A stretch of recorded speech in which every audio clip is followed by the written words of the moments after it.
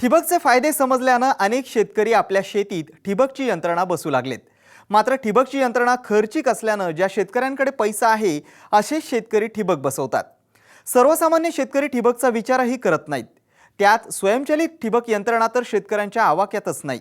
मात्र जळगाव जिल्ह्यातल्या चोपडा तालुक्यातल्या गणपूर इथल्या एस.बी. पाटील आणि राजेंद्र सोनावणे यांनी आपली गरज ओळखून स्वयंचलित ठिबक यंत्रणा विकसित केली आहे। त्यासाठी त्यांना फक्त 1 लाख रुपयांचा खर्च आलाय। गेल्या मार्च महिन्यात त्यांनी स्वयंचलित ठिबक यंत्रणा बसवली।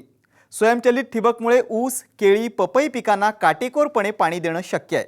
तसंच पाण्याबरोबर मजुरी खर्चातही त्यांना बचत साधता आली आहे। आज आपण एस.बी. पाटील यांच्या स्वयंचलित ठिबक यंत्रणेची यशकथा पाहण्यासाठी जळगाव जिल्ह्यात जाऊयात।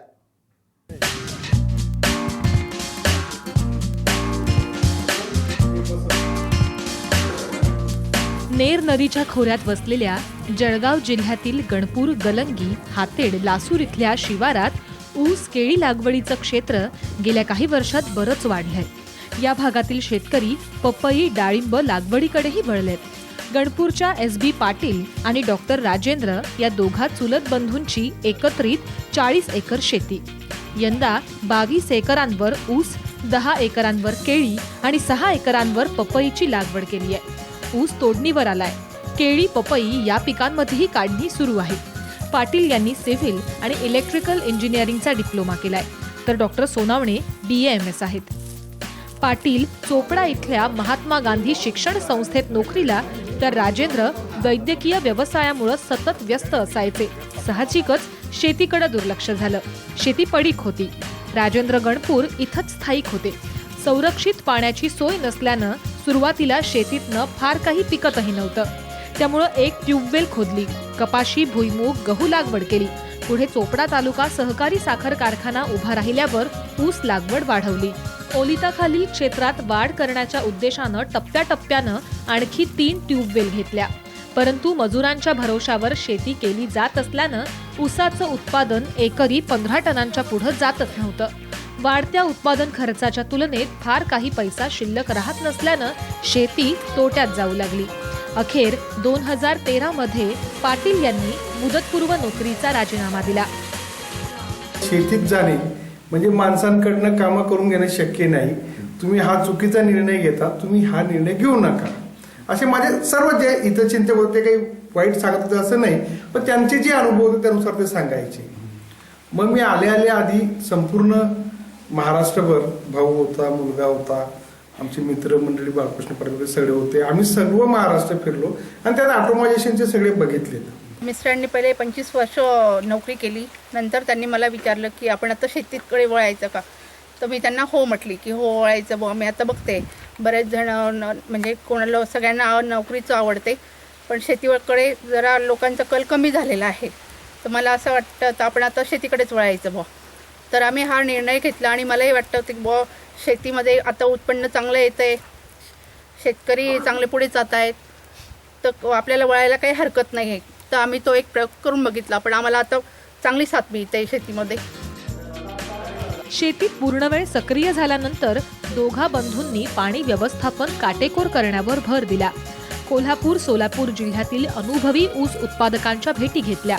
आष्ट्याच्या प्रगतिशील ऊस उत्पादक संजीव माने यांच्याकडनं ऊस उत्पादन वाढीचं तंत्र समजून घेतलं। या दरम्यान काही शेतकऱ्यांनी स्वयंचलित पद्धतीनं ठिबक सिंचन यंत्रणा बसवल्याचं पाहण्यात आलं।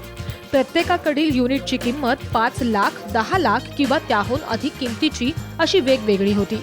एवढा खर्च पेलवेल का असं पाटील यांना वाटलं। त्यांनी विविध स्वयंचलित युनिटचा अभ्यास केला। इंटरनेटच्या आधारे त्याविषयी अधिक माहिती घेतली।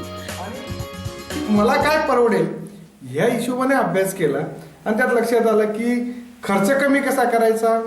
तर मग मी पहिला एक प्रयोग केला की आपल्याला एके ठिकाणी जे काही पाणी आणायचं आहे, कारण माझ्याकडे येणारं पाणी हे 3 वेगवेगळ्या सोर्सेस म्हणून ट्यूबवेल मधून येतं।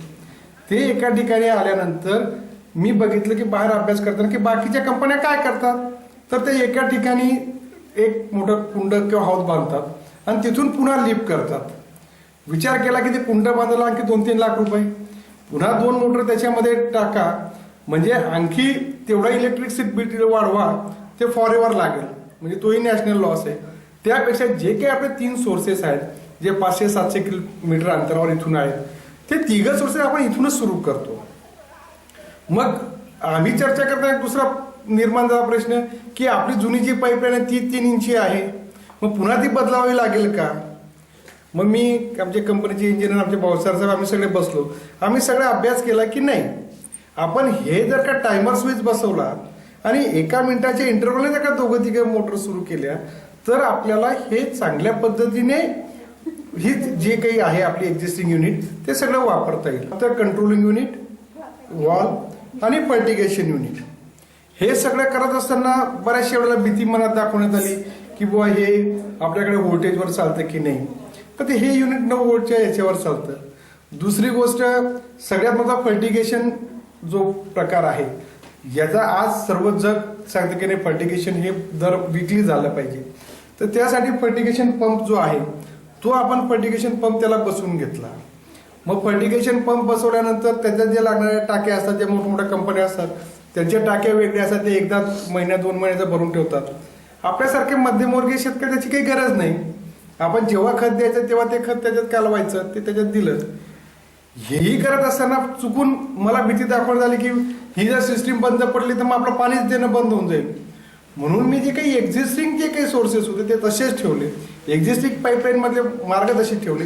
आणि हे जे काही सोलेनॉइड वॉल आपण बघतात, हे सोलेनॉइड वॉल हे हातानेही ऑपरेट होतात. ऑन ऑफ सिस्टीम आहे, म्हणजे चुकून काहीही झालं तरी हे कुणालाही वापरायला अतिशय सिस्टीम इझी. अभियांत्रिकी शिक्षणाची पार्श्वभूमी होतीच, त्यामुळं हे काम जास्त सुलभ झालं. परभणी इथल्या एका कंपनीमार्फत त्यांनी ही यंत्रणा आपल्या गरजेनुसार बनवून घेतली. सुमारे 40 एकर शेती क्षेत्राला त्याचा उपयोग होत असल्याचं ते सांगतात. फेब्रुवारी तर आता डिसेंबर तुमचा संपला, म्हणजे जानेवारी 10-11 महिने झाले वापरतोय. आतापर्यंत कुठल्याही प्रकारचा प्रॉब्लेम आला नाही. आणि यात सगळ्यात चांगली सिस्टीम अशी की रेनी सीझनच्या काळामध्ये वर आमचा रेन सेन्सर बसवलेला आहे. ते रेन सेन्सर ऑन केला, पाऊस आला तर सर्व सिस्टीम बंद होऊन जाते. त्यातलं पाणी इव्हॅपोरेट झालं, त्या गंधाला आपल्या जमिनीमध्ये ओलची गरज असते, आपली सिस्टीम पुन्हा सुरू होऊन जाते.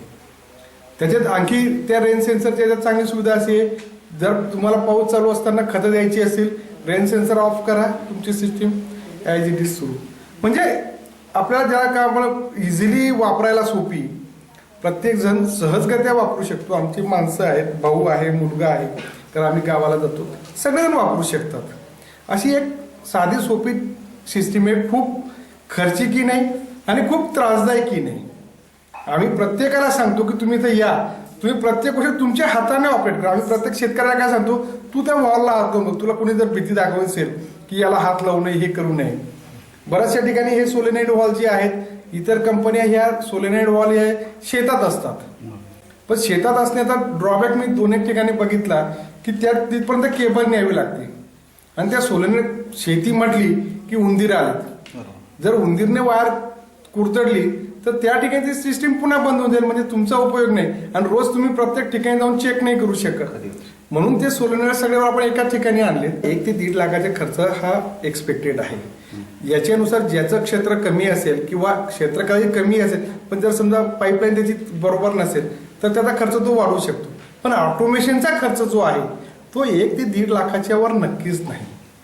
कुणीही केलं तरी मला नाही वाटत की 1.5 लाखाच्या वर जाईल.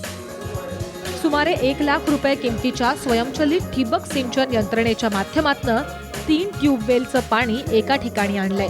त्यामुळं 6 व्हॉल्व्हद्वारे 40 एकरांमध्ये पाण्याचं वितरण करण्याची सोय झाली.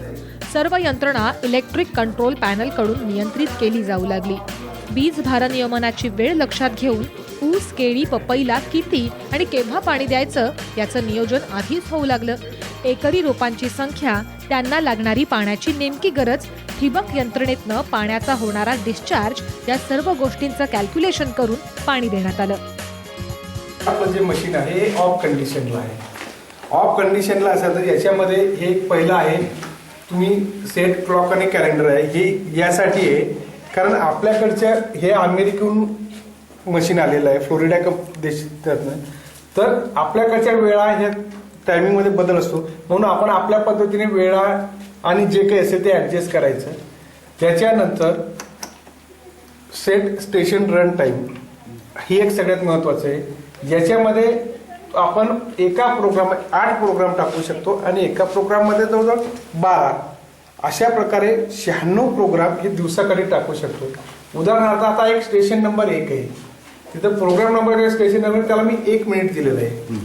ते 1 मिनिट यासाठी दिलेलं आहे की ते जे आपण फिल्टर बघतोय, डिस्क फिल्टर आहेत, ते डिस्क फिल्टर ऑपरेट होण्यासाठी आणि रोज धुणं आपल्याला शक्य होत नाही, म्हणून वर आपण जो बघतोय तो सोलेनाइड वॉल एक दिसतोय, त्या वॉलमधनं ते फ्लश होऊन म्हणजे सिस्टीम सुरू होण्याच्या आधी रोज 1 मिनिट फ्लश होऊन ते पाणी 1 मिनिटाच्या वेळेमध्ये आपल्याला पाणी जास्त असतं. मी स्वतः वकील होतोय, परंतु वकील होता मी सुट्ट्यांमध्ये ज्यावेळेस गावाकडे येतो त्यावेळेस मी हा शेती व्यवसाय उत्तम प्रकारे बघतो. घरचे ज्यावेळेस बाहेर गावाला असतात, कुठे असतात, त्यावेळेस घरचे माझ्यावर सर्व जबाबदारी सोपून जातात आणि मी ती हे जे आपलं ऑटोमेशन युनिट जे आहे ते अतिशय सोप्या पद्धतीने आहे आणि ते हँडल करायला देखील फार सोपं आहे. म्हणून त्यावेळेस ते मला एका दिवसामध्ये मी ते शिकलो आणि त्याच्यानंतर मी ते स्वतः ऑपरेट करू शकतो. एकदम सोपी पद्धत आहे. स्वयंचलित ठिबक यंत्रणेतनं मोजून मापून पाणी तसंच विद्राव्य खतं देता आली. त्यामुळे ऊस, केळी, पपई या पिकांची यंदाच्या हंगामात सुरुवातीपासनं जोमदार वाढ झाली. त्यापैकी 16 एकरांवरील ऊस सध्या तोडणीवर आलाय. एकूण व्यवस्थापनात पाणी व्यवस्थापनाची जोड मिळाल्यानं एकरी 55 ते 60 टन उत्पादनाची अपेक्षा आहे. केळीपासून प्रति झाड 20 ते 22 किलोची रास अपेक्षित आहे. ऊस काढल्यानंतर ऊसावर 8 मेला पपई लावली आम्ही. 8 मेला 15 मेला पपई लावली तर भाऊ म्हणला की 47 सेंटीग्रेड तापमान आहे, आता ही जगेल कशी. मग भाऊ म्हणला की काही घाबरू नको तू, आपण थोडे बेड तयार केले, आम्ही ठिबक सुरू केली आणि 47 डिग्री सेंटीग्रेडमध्ये पपई लावली.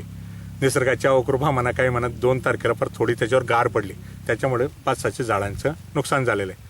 तरी 52 पपई लावली होती तर आता ते 45-46 पपई काढी उभी आहे. आता त्याच्यावर चांगला बार धरलेला आहे. 30 ते 35 किलो त्याच्यावर फळं येतात. आता सरासरी ॲव्हरेज 30-35 किलोचा सर्व एका झाडाचं उत्पन्न येईल त्याचं. विहिरीचं पाणी वापरून सुद्धा म्हटलं कधी कधी रात्रभरामध्ये 1 एकर शेती किंवा 1.5 एकरपर्यंत आमचं भरलं जायचं 8 तासामध्ये, 8 ते 10 तासामध्ये जसं लाईट टाईम शेड्यूल राहायचं तसं. आता आम्ही 2 दिवसात अल्टरनेट डे 40 एकर शेती ठिबकवर आम्ही सर्व पाणी पाजू शकतो, अगदी नियोजनबद्ध.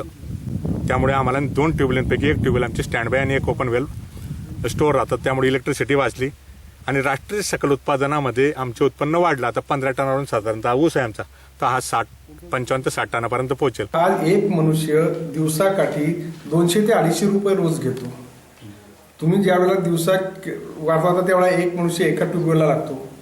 माझ्याकडे 3 ट्यूबवेल असल्यामुळे मला 3 ट्यूबवेलला 3 माणसं लागायची. ज्या दिवशी रात्री पाणी भरायचं असायचं त्या दिवशी रात्रीच्या वेळेला त्यांच्यासोबत एक जण द्यावा लागायचा, कारण रात्रीचे शक्य होत नाही. म्हणजे त्यात उरले 3 दिवस म्हणजे आठवड्याला जवळजवळ 10 लोक मला हे फक्त पाणी भरायला लागत होते. 10 लोकांना जे तुमचा 2,500 रुपये हा आठवडा झाला. तर तुम्ही जर विचार केला तर हा जो खर्च आहे आणि हे करून देखील मनुष्य ऊसामध्ये पाणी भरायचंय त्याला कळत नाही ते पाणी कुठं जातंय. तो वरून म्हणजे झाडावर चढून तो सांगायचा की ह्या टापूला पाणी नाहीये, तो कोरडर आला म्हणजे मग तिकडे पाणी नाही. म्हणजे तेवढा पैसा खर्च करून देखील पाणी तेवढं प्रामाणिकपणे भरलं जाईल. त्यांचा हेतू जरी चांगला असला, टाळायचा नसला तरी देखील प्रॅक्टिकली शक्य होते. ते याच्याद्वारे शक्य झालेलं आहे. SB पाटील यांनी बाजारातल्या स्वयंचलित ठिबक यंत्राऐवजी आपली गरज ओळखून स्वयंचलित ठिबक यंत्र तयार केलंय. त्यामुळे त्यांच्या खर्चात बचत झाली आहे. तसंच ठिबकचा वापर केल्यानं उत्पादनातही वाढ होतीये. त्यामुळे शेतकऱ्यांनी ठिबक लावताना आपली गरज ओळखून ठिबक लावल्यास त्यांनाही कमी खर्चात स्वयंचलित ठिबक शेतीत बसवता येईल. संजय महाजनसह ब्युरो रिपोर्ट, साम TV, जळगाव.